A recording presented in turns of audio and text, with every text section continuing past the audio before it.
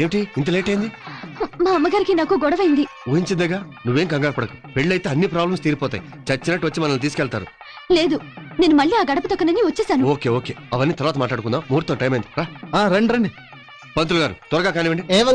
Hello, ఇది emergency marriage. అక్కడి నుంచి వస్తే 6 గంటలు పడుతుంది. డైరెక్ట్ గా మాంగళ్య మంత్రానికి వచ్చేసి ఈ పసుపు తాడు కట్టించే. అది బెటర్.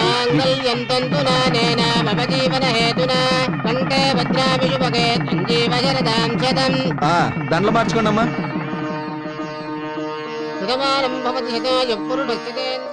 ఈ రోజు నుంచి మనం కోటీశ్వర్లం. ఇక మన లైఫ్ అంతా ఫారెన్ లోనే.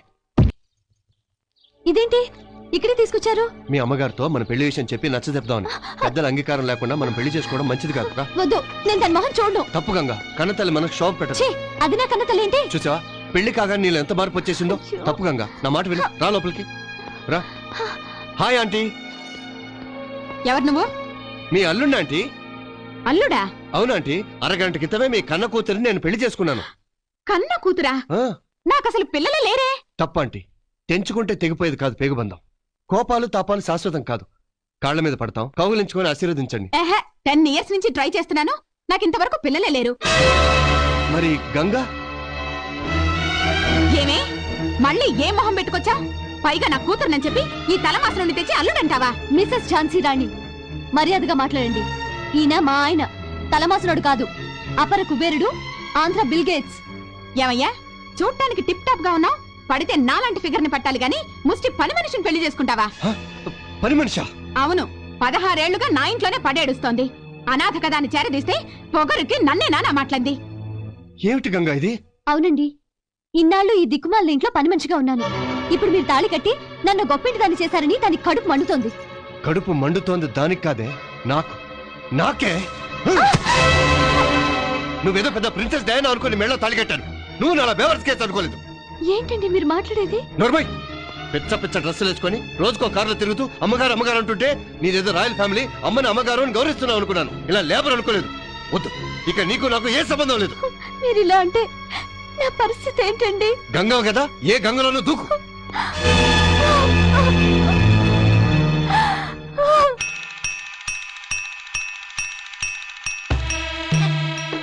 వాడికి అవన్నీ ఎందుకండి? నా బాబు కోసం నేను తెచ్చుకున్నాను, నీకు తెచ్చాను. Fruits, sweets. మీరు మా కోసం చాలా డబ్బు ఖర్చు పెడుతున్నారు. చెట్టుకి ఆకులు బరువా? మీరు అలా అంటుంటే ఆయన గుర్తుకొస్తున్నారు. బ్రతుకు మీద ఆశలు కల్పిస్తున్నారు. ఆశలేందే బతుకులేదు. పోయిన వాళ్ళతో పాటే మనం పోలేం కదా, ఉన్న వాళ్ళతోటి అడ్జస్ట్ అయిపోవాలి. అడ్డమైన విధవులందరికీ ఈ కొంప సత్రంలో తయారైంది. అవునరా, ఈ సత్రంలోకి మరొకరు వచ్చారు. నువ్వా? నువ్వు ఇక్కడికి ఎలా వచ్చావు? నిన్నే నేనే తీసుకొచ్చాను. నా బస్సు కింద పడి ఆత్మహత్య చేసుకోబోతుంటే కాపాడి అత్తారింటికి తీసుకొచ్చాడు. నీకు 3 అక్క చెల్లెలు ఉన్నారు, మరి ఆడపిల్లకి అన్యాయం చేయాలని ఎలా అనిపించిందిరా నీకు? దీని మాటలు నమ్మకండి, ఇదో పెద్ద మాయలాడి. ఇంటి ఓనర్ అని నన్ను మోసం చేసింది. నేను మీకు ఎప్పుడు ఓనర్ అని చెప్పలేదే. రోజుకో కారులో తిరగలే? అవి నా సొంతమని మీలా నేను చెప్పలేదే. అవన్నీ నాకు అనవసరం. ముందు నువ్వు బయటికి రాడు. ఒక తప్పు చేసో చాలు, మళ్ళీ తప్పు చేయకు. నేనే తప్పు చేయలేదు. అసలు దీనికి నాకు ఏ సంబంధం లేదు. తాళి కట్టి సంబంధం లేదంటే? Shut up. నీలాంటి రిక్షా వెధవల చేత కూడా సలహాలు చెప్పించుకునే స్థితిలో నేను లేను. మీరునండి. చూడు జీకే, నువ్వు గోవిందరావు గారు అబ్బాయి అయ్యావు కాబట్టి రిక్వెస్ట్ చేస్తున్నా. ఇంకొకటి అయ్యుంటే ఏం చేసేవాడి? చెప్పుతో కొట్టేవాడి. ఏం కూర్చావు?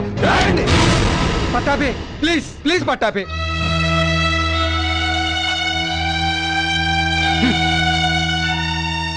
ఇంకా ఏం చూస్తావే? బయటికి పో. ఆ అమ్మాయి వెళ్ళదు. వెళ్లకుండా ఇక్కడే పడి తింటుందా? పడి తినాల్సిన కర్మ వదిలికేం పట్టలేదు. వదిన? అసలు నాకు ఇది పెళ్ళమే కాలేదు, నీకు వదిన అయిందే. నీకు ఇష్టమైతే ఇంటి కోడలుగా ఉంటుంది, కష్టమైతే నా 4వ కూతురుగా ఉంటుంది. అందరూ కట్టకట్టుకొని చావండి.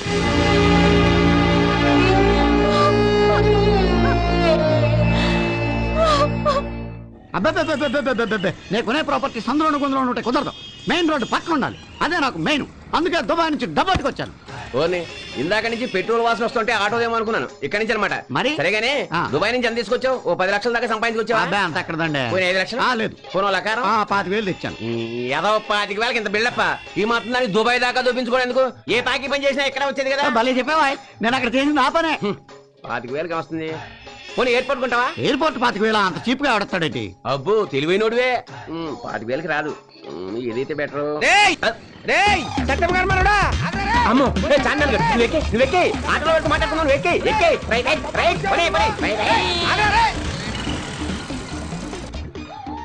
నీకు మెయిన్ గా మెయిన్ రోడ్ పక్కన ఉండాలి కదా. అవును. ఇదిగో ఈ హుసేన్ సాగర్ ఎలా ఉంటది?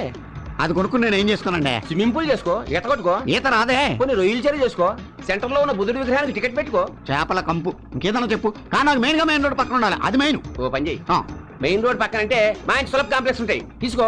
డే నైట్ వర్కింగ్, నువ్వు 24 hours క్లీనింగ్. దుబాయ్ లో అదే పని కదండి, రొటీన్ అయిపోయి బోర్ కొట్టేస్తుంది. ఇంకేదన్నా చెప్పు. జూ వద్దంటున్నావు, సాలార్జింగ్ మ్యూజియం వద్దంటున్నావు, అసెంబ్లీ వద్దంటున్నావు, ఇంకేదైతే బెటర్? నువ్వే ఆలోచించుకోవాలి మరి నీ ప్రాపర్టీస్. ఇదిగో బాబు అడుపోని ఆపా ఎక్కడ ఆపు. ఇదిగో మెయిన్ రోడ్ మీద ఎంతకన్నా మంచి ప్రాపర్టీ దొరకదా నీకు? రవీంద్ర భారతి తీసుకో. ఇది గవర్నమెంట్ కాదండి. పోయింది నా పర్వం అంతా పోయింది. ఏమైందండి మీకు? ఇది గవర్నమెంట్ దగ్గర. రవీంద్ర భారతి అంటే ఏంటి? రవీంద్ర అంటే నేను, భారత్ అంటే మావిడ. అప్పుడెప్పుడు అన్నగారు ఎన్టీఆర్ గారు నీకు తెలుసు, వేటగాడు అడుగు రావుడు సర్దార్ పాపారాయుడు. ఆయన ఒకసారి స్వయంగా నా దగ్గరికి వచ్చి, బ్రదర్ మేము సభలు నిర్వహించుకోవడానికి సరైన వేదిక లేదు, మీ రవీంద్ర భారతిని ఒకసారి గవర్నమెంట్ కి అద్దెకివ్వండి. సింహయ్య అంత పెద్ద ఆయన అడిగారు కదా అని కాదని లేక అద్దెకిచ్చాను. నువ్వేమో పెద్ద తెలిసినట్టు గవర్నమెంట్ కదా అని వస్తున్నావు. ఏదో తెలియక అన్నాలండి. సరేగాని ఇంత పెద్ద సెంటర్ లో ఇంత పెద్ద దొడ్డున్న ప్రాపర్టీని అమ్మేస్తానండి మీరు? అబ్బా మన సీఎం గారు హైటెక్ సిటీ పక్కన హైటెక్ రవీంద్ర భారతి ఒకటి కట్టమన్నారు. రెండూ చూసుకోవడం కష్టం కదా అని నీకు ఇచ్చేస్తున్నాను. ఇది నువ్వు తీసుకున్నావు అనుకో, అదిగో అది చూడు, చూసావు కదా, అదే బిర్లా టెంపుల్. పొద్దున్నే లేచి ఇక్కడి నుంచే వెంకటేశ్వర స్వామికి నమస్కారం పెట్టుకోవచ్చు. ఇదిగో అటు చూడు, అటు ఎవడాడు ఇందాక నుంచి మన వెనకాల వస్తున్నాడు? మరి అదే రవీంద్ర భారతి డిమాండ్ అంటే. ఆడు సింగపూర్ నుంచి వచ్చాడు, వాడికి రవీంద్ర భారతి కావాలంట. నువ్వు వద్దంటే చెప్పు, వాడికి ఇచ్చా. నేనంత తెలివి తక్కువ దద్దమనం కాదు, చవక వస్తున్నాడు దొబ్బెట్టడానికి. ఇదిగో 25,000 తీసుకోండి. ఏంటి చెప్తున్నారు మీరు? Lucky fail. నువ్వు ఇక్కడే ఉండు, నేను వెళ్ళి కాగితాలు పట్టుకో. ఇదిగో వాడికి రవీంద్ర భారతి నువ్వు గురేసా అని చెప్పు, నేను చెప్తే ఫీల్ అవుతాడు. మీరు వెళ్ళిపోయి చెప్తాను, మీరు వెళ్ళిపోండి. ఎంతవరకు ఇస్తున్నా ఏం ఆవలేదమ్మా. ఏంటి ఈ రవీంద్ర భారతి నేను కొనేసానుగా. నువ్వు రవీంద్ర భారతి కొన్నావా? కొన్నా. ఏ ఊర్లో అనేది? లోకలే, కానీ దుబాయ్ లో 2 ఏళ్ళు నుండి వచ్చాను, ఆడబెట్టుకున్నా. ఒరే నాదంటే బొబ్బర్ లంక విలేజ్, ఇక్కడ ఎవరిదంటో తెలియక నేను చార్మినార్ కొన్నాను. మరి నువ్వు లోకల్ ఏంటి రవీంద్ర భారతి ఎలా కొన్నావురా? అంటే ఏంటా నీ అబ్బా, వాడు మళ్ళీ మోసం చేశాడు రా.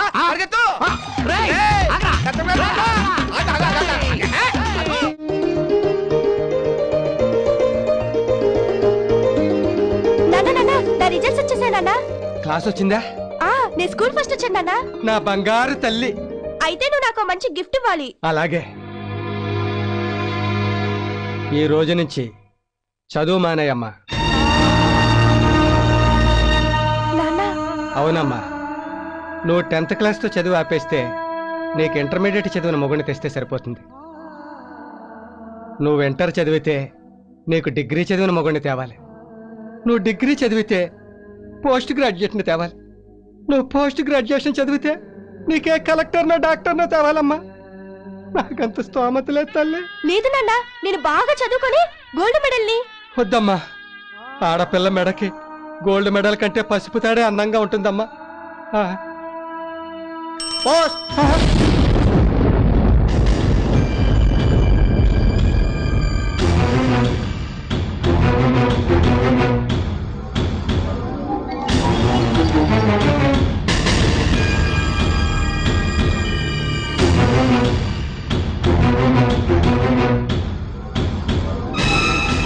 ఇదేం ఘోరం అండి. అదే నాకు అర్థం అవట్లేదే. ఇంత బాధపడుతూ అల్లుడు గారు ఉత్తరం రాశారంటే అమ్మ ఏదో చేసే ఉంటుంది. ఒక్కసారి వెళ్ళి చూసొద్దామండి.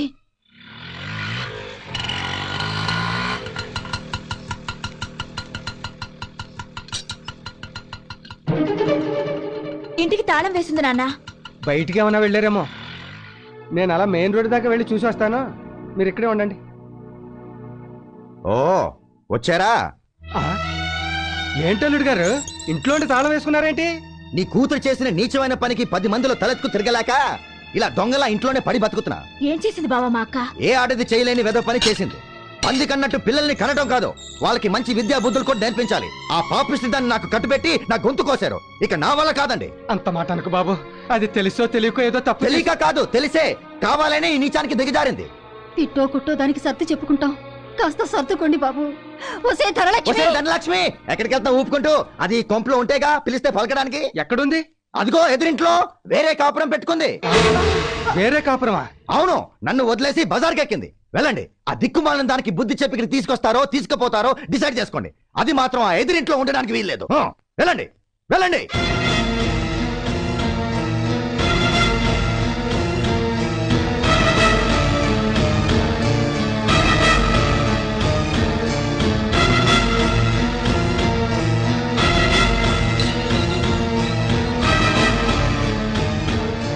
ధనలక్ష్మి, ధనలక్ష్మి, నిన్నేనే తలుపు తీయమంటుంటే.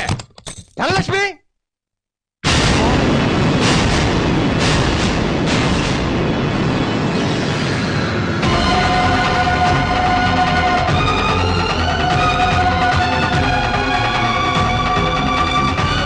రండి నాన్న. రా అమ్మా, రా గాయత్రి. నీకేమైనా పిచ్చి పట్టిందా? ఏమిటయ్యి అవుతారు? నీకు ఈ శుభవార్త తెలియదు కదా, నా భర్త చనిపోయాడమ్మా. బంగారంలో అల్లుడు బతుకుంటే చచ్చిపోయాడంటావా? బతికుంది మీ అల్లుడు నాన్న, చచ్చిపోయింది నా భర్త. ఏమిటక్క మాటలు? అవును గాయత్రి, నా దృష్టిలో ఆ నీచుడు చచ్చిపోయాడు. అందుకే హిందూ సాంప్రదాయ ప్రకారం నేను విధవనయ్యాను. పాపిష్టిదానా, నువ్వు నా కూతురు అని చెప్పుకోవడానికి నాకు సిగ్గుగా ఉంది. నేను నీ కూతురుని చెప్పుకోవడానికి సిగ్గుగా ఉంటే వాడిని అల్లుడని చెప్పుకోవడానికి ఇంకా సిగ్గుపడాలమ్మా. ఇక్కడే ఆపు. ఇదిగో రామరా. ధనలక్ష్మి, చూడు ఎవరొచ్చారో. ఎవరండి? శైలజ అని మా చుట్టాలమ్మాయి, వరుసకి నాకు చెల్లెలు అవుతుంది. నమస్కారం. చూడమ్మా, ఇది నీ సొంత ఇల్లు అనుకో, ఏమాత్రం మొహమాట పడద్దు. ధనలక్ష్మి, అమ్మాయి ప్రయాణం చేసి అలసిపోయి వచ్చింది. కాస్త వేడి నీళ్ళు తోడి టిఫిన్ చేసి పెట్టు. అలాగే. 10 గంటలకు ఇంటర్వ్యూకి తీసుకెళ్ళాలి. సరే. వెళ్ళమ్మా. రామ్మా. హలో సార్, నేను సాగర్ని. ఓ బ్రహ్మాండమైన కంప్యూటర్ వచ్చింది, కావాలంటే ఇమీడియట్ డెలివరీ ఇస్తాను. మీరు చాలా అదృష్టవంతులండి. దేనికి? ఇంత మంచి భర్త మీకు దొరికినందుకు. నిజానికి ఆయనకి నాకు ఏ చుట్టరికం లేదండి. ఇంటర్వ్యూ వచ్చిందని ఈ ఊరొచ్చాను. స్టేషన్ బయట ఆటో వాడెవడో చీట్ చేయడానికి ప్రయత్నిస్తుంటే ఇంతలో టైంకి మీ ఆయన వచ్చి సేవ్ చేశారు. లేకపోతే చాలా ఇబ్బంది పడేదానండి ఈ ఊరు కాని ఊళ్ళో. భలేవారే, ఏ ఇబ్బంది ఉండదండి. ఇప్పుడే గోదావరి జిల్లా నుంచి గోదావరి ఎక్స్ప్రెస్ లో వచ్చింది. నేను వెళ్తానండి. Okay, all the best Shailaja. Thank you. Rama, నిన్ను దింపేసి నేను ఆఫీస్కి వెళ్తా. ధనలక్ష్మి, జాగ్రత్త, తలుపులేసుకో. సరే. అలా వారానికో అమ్మాయిని ఇంటికి తీసుకొచ్చేవాడు. స్నానం అది చేశాక ఇంటర్వ్యూకి తీసుకెళ్లేవాడు. ఒకసారి వచ్చిన వాళ్ళు రెండోసారి రాలేదు. అనుమానం వచ్చి ఒకరోజు. రండమ్మా, త్వరగా రెడీ అయ్యారండి, ఆఫీస్కి వెళ్దాం. ఏమండి, మీరేమి అనుకోనంటే ఒక విషయం అడుగు ధన. ఇలా అమ్మాయిని తీసుకొచ్చి ఇంటర్వ్యూలు అంటూ తీసుకెళ్తున్నారు, రికమెండేషన్స్ అంటున్నారు. అసలు మీరు ఏ ఉద్యోగం చేస్తున్నారండి? పెళ్ళైన ఇన్నేళ్ళకి అనుమానం వచ్చిందా? చెప్తాను. నాకు 3 అక్కలు, 2 చెల్లెళ్ళు. ఒకరోజు మేమంతా కలిసి గుడికి వెళ్తుండగా బస్ యాక్సిడెంట్ అయింది. నా కళ్ళ ముందే అక్కలు చెల్లెళ్ళు దారుణంగా చనిపోయారు. అప్పటి నుంచి ఏ ఆడపిల్లని చూసినా అక్కో చెల్లు అనే ఫీలింగ్ వస్తుంది. వాళ్ళకి సాయం చేయాలనిపిస్తుంది. అందుకే ఇలా. మీలాంటి భర్త దొరకడం నిజంగా నా అదృష్టం అండి. లేదు ధన, నీలాంటి భార్య దొరకడం నా అదృష్టం.